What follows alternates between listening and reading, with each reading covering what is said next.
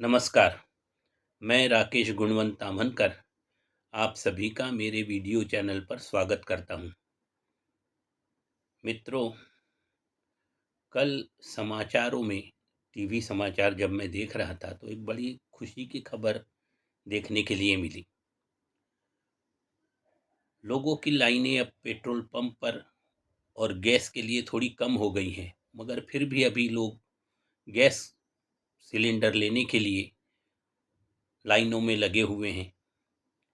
Petrol के लिए हमारे जबलपुर में तो विशेष लाइन नहीं है, पर दूसरे शहरों में टीवी में दिखा रहे हैं कि वहाँ पेट्रोल के लिए भी लोग लाइनों में लगे हुए हैं। लोगों को अफवाहों में नहीं आना चाहिए, सरकार की बात के ऊपर विश्वास करना चाहिए।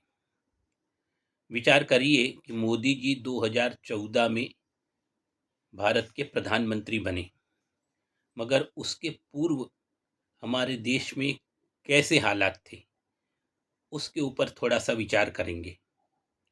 उस समय रेलवे के लगभग 50% इंजन डीजल के ऊपर चलते थे और उसके कारण डीजल की देश में बहुत ज़्यादा खपत थी। लगभग सभी ऑटो पेट्रोल और डीजल पर चलने वाले थे।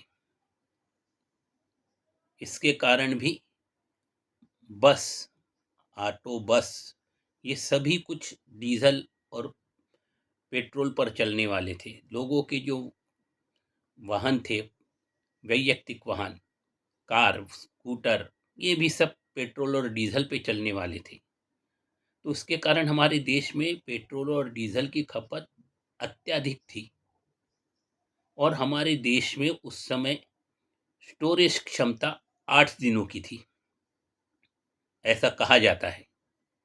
वास्तविकता क्या है मुझे नहीं मालूम, मगर ऐसा सुना है कि उस समय हमारी जो स्टोरेज क्षमता थी वो 8 दिनों की थी और इसको स्टोरेज क्षमता को बढ़ाने के लिए 2011 से विचार किया जाने लगा था और आज हमारी अब स्टोरेज क्षमता जो है वो 80 दिनों की हो गई है और इसमें हमारे पास 60 दिनों का पेट्रोल और डीजल पर्याप्त मात्रा में उपलब्ध है। 2 माह का हमारा ऑर्डर प्लेस हो चुका है और उसके जहाज आने लगे हैं।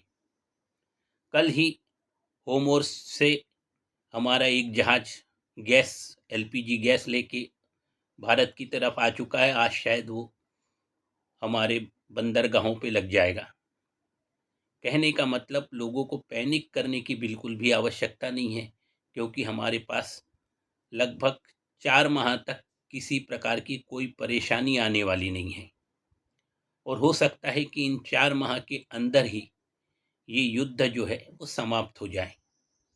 और ये युद्ध मान लीजिए समाप्त नहीं भी होता है तो कल ही समाचारों में, वो टीवी समाचारों में वो दिखा रहे थे कि अब एक दूसरा वैकल्पिक रास्ता जहाज़ों ने खोज लिया है, जो कुवैत के पास से होकर हिंद महासागर में आता है और वहाँ से हमारे जहाज भारत देश तक पहुँच अत्यंत सुखरूप पहुँच सकते हैं। उसको किसी प्रकार की कठिनाई का सामना नहीं करना पड़ेगा। परंतु इसके बावजूद भारत ने अपनी नौसेना के जहाज़ों को इन जहाज़ों की रखवाली के लिए भेजा हुआ है। ईरान भारत को अपना दोस्त कहता है और इसी कारण वो भारत के जहाज़ निकलने के लिए अनुमति भी दे रहा है। तो लोगों को ये सब बातों को ध्यान में रख के ये समझना चाहिए कि हमारे देश में किसी प्रकार का संकट आने वाला नहीं है।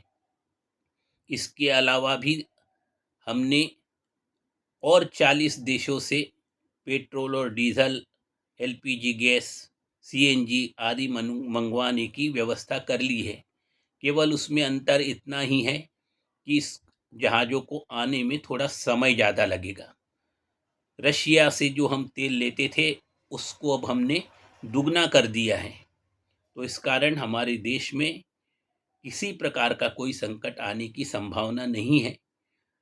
तो लोगों को किसी कारण पैनिक में नहीं आना चाहिए, अफवाहों पे ध्यान नहीं देना चाहिए और सरकार की बात के ऊपर विश्वास करना चाहिए। तो चलिए आज का पॉडकास्ट हम अपना प्रारंभ करते हैं। आज के पॉडकास्ट में सार्थ दासबोध, जिसमें हम देखेंगे आध्यात्मिक ताप और अब आधि भौतिक ताप का लक्षण। तो आध्यात्मिक ताप आप जानते ही हैं कि पूर्व जन्म में हमने जो पाप किए हैं उसके कारण जो हमको कष्ट भोगना पड़ता है उसको आध्यात्मिक ताप कहते हैं। और उसके लक्षण होते हैं कि अनेक प्रकार की चिंताओं के कारण मनुष्य का रंग काला पड़ जाता है। इसीलिए कहते हैं चिंता नहीं करना चाहिए, चिंता से चिता की ओर रास्ता जाता है। अनेकों प्रकार के दुखों के कारण चित्त अथवा मन का आग में जलने जैसा अनुभव होने लगता है। जब अनेक प्रकार के दुखों को मनुष्य को सहन करना पड़ता है तो उसका मन जो है झुलस जाता है, आग में जलने जैसा उसका अनुभव होने लगता है। भावना यातनाओं को वो सहन करना भी देश व्यक्ति के लिए बहुत कठिन हो जाता है। ये सब आध्यात्मिक ताप कहे जाते हैं। बुढ़ापे में व्यक्ति का बहुत बुरा हाल होता है। सदैव अनेकों प्रकार की व्याधियों से शरीर ग्रसित रहता है और देह दिन प्रतिदिन कमजोर होते चला जाता है। ये सारे आध्यात्मिक ताप के लक्षण हैं। अनेक प्रकार की व्याधियां, अनेक प्रकार के दुखों का सामना कर करके शोक में तड़प तड़प कर व्यक्ति कमजोर होते जाता है। ये आध्यात्मिक ताप का लक्षण है। इसी प्रकार शारीरिक और मानसिक व्याधि से मिलकर जो भी कष्ट मनुष्य को सहन करने पड़ते हैं इसको हम आध्यात्मिक ताप कहते हैं। ये आध्यात्मिक ताप पूर्व जन्म के पापों का फल है। दुखों के इस आध्यात्मिक ताप का कितना भी वर्णन करें वो हमेशा कम ही लगेगा, क्योंकि समुद्र की तरह ये दुख भी अथाह है। अनगिनत दुखों का मनुष्य को सामना करना पड़ता है। तो हम अब आध्यात्मिक ताप के ऊपर और अधिक बात करने के बजाय अब हम आधि भौतिक ताप की तरफ चर्चा करने के लिए आगे बढ़ते हैं।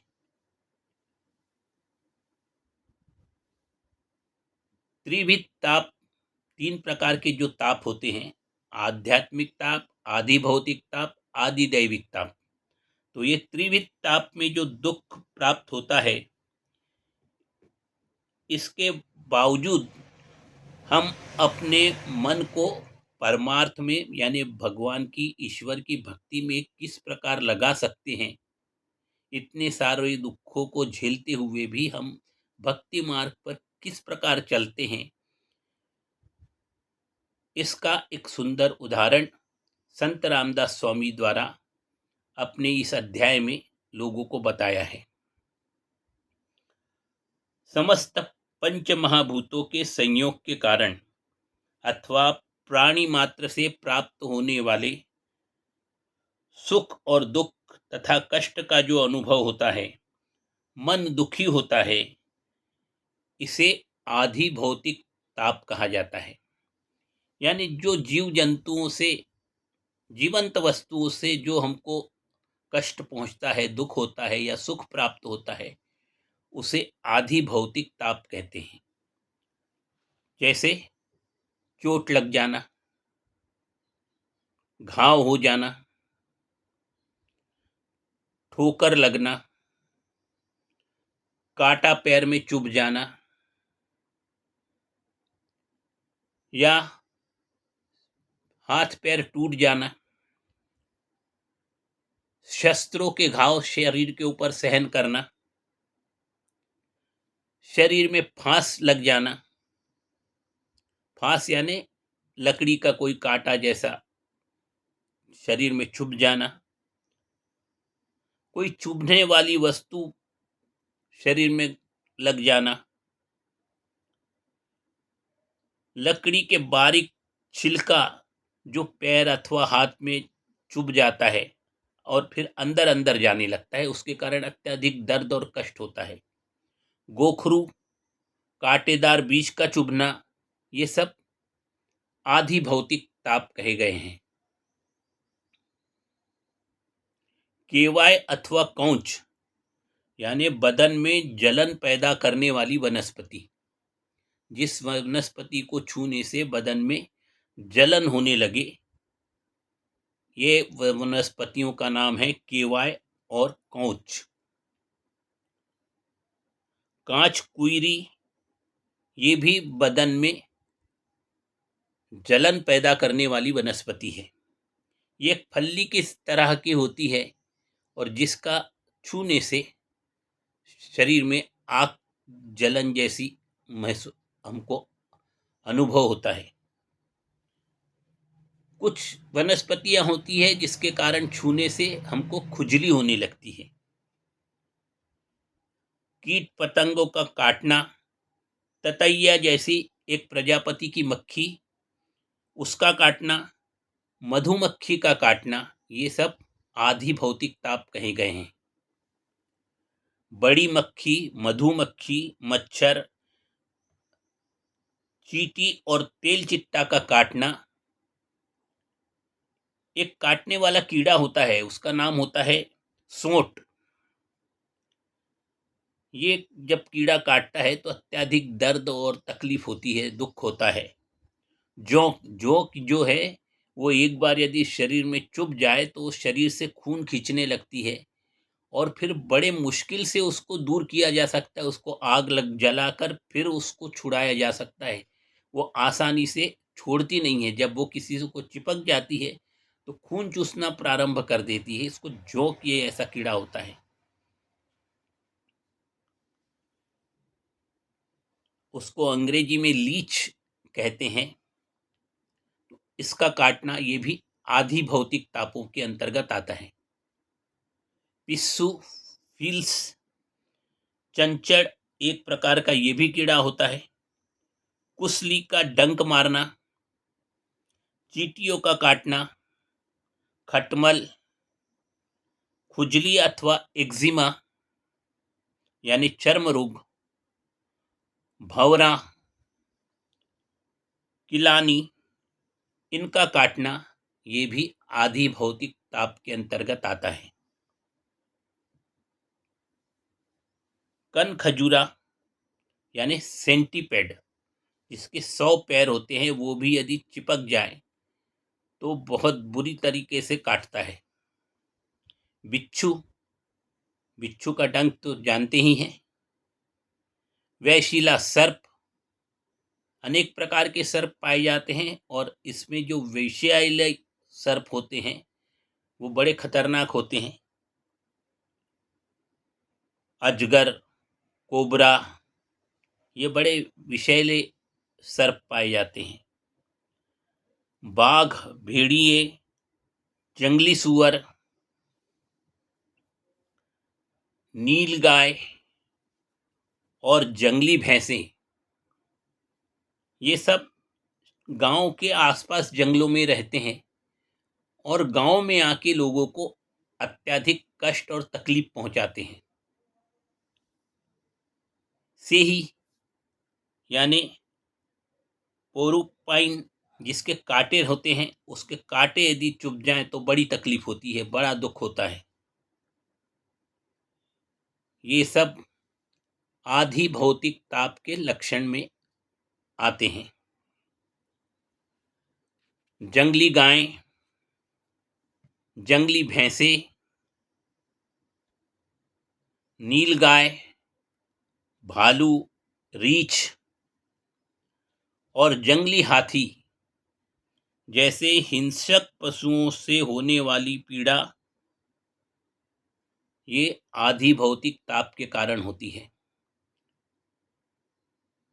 इसी प्रकार बुरी शक्तियों के कारण लगने वाला पागलपन, ये भी आधी भौतिक ताप का लक्षण में पाया जाता है।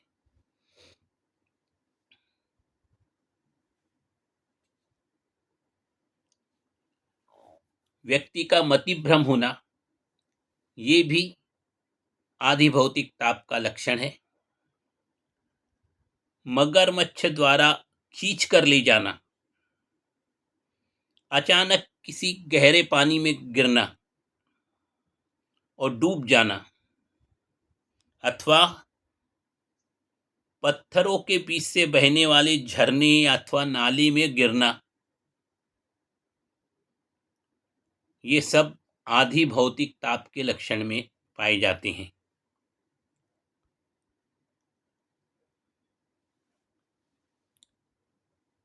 अनेकों प्रकार के सर्प होते हैं जिसके काटने से काफी तकलीफ का सामना करना पड़ता है। अजगर, मगरमच्छ और जल में रहने वाले जीव, ये भी अत्यधिक कष्ट और दुख उत्पन्न करते हैं। साथ ही वन में रहने वाले विभिन्न जीव,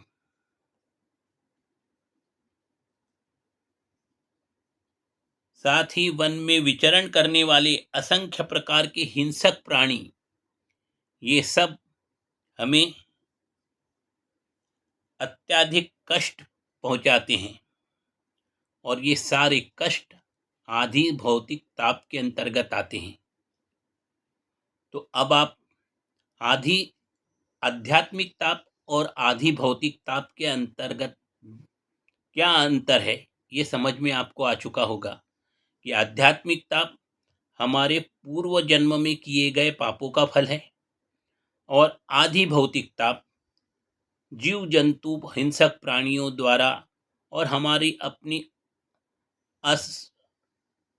अनावधान के कारण होने वाले जो हमको कष्ट होते हैं, जैसे ठोकर लगना, चोट लगना, ये जो सब है, हाथ पैर टूटना, एक्सीडेंट हो जाना, ये आधी भौतिक ताप के अंतर्गत आता है। तो ये दोनों प्रकार के ताप अब आप अच्छे तरीके से समझ चुके होंगे। आपको मेरा ये पॉडकास्ट कैसे लगा, अवश्य अपने कमेंट बॉक्स में जाके आप कमेंट कीजिए। आपसे अनुरोध है कि कृपया मेरे इस चैनल को आप अवश्य लाइक करें, सब्सक्राइब करें और शेयर करें अपने निकट संबंधी और मित्रों के साथ। और याद रखिए, सब्सक्राइब करने में आपका पैसा कटता नहीं है, तो कृपया मेरे इस चैनल को अवश्य सब्सक्राइब करें। तो आज का पॉडकास्ट यहीं तक। आप लोगों ने ध्यानपूर्वक मेरे इस पॉडकास्ट को सुना, इसके लिए मैं आप सभी का अत्यधिक आभारी हूँ। धन्यवाद। जय श्री राम। जय जय रघुवीर समर्थ।